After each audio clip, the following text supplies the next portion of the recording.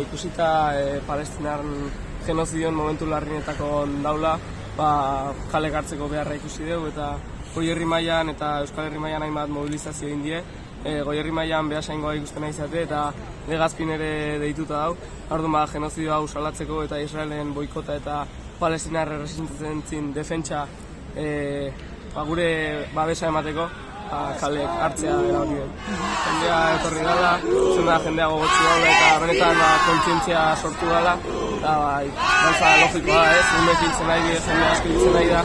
Eta leku horren eta nazio horren askapena defenditu behar. Behasainen deituta hau, eta Iruñan ebai asteburu hontan, eta gu bertan izango gea, eta zuei ere animatzen dizuegu etortzea. Beharrezkoa izango balitz, dudagabe egingo dituzkela, orduan egoera horrela segitzen du, egingo ditugu.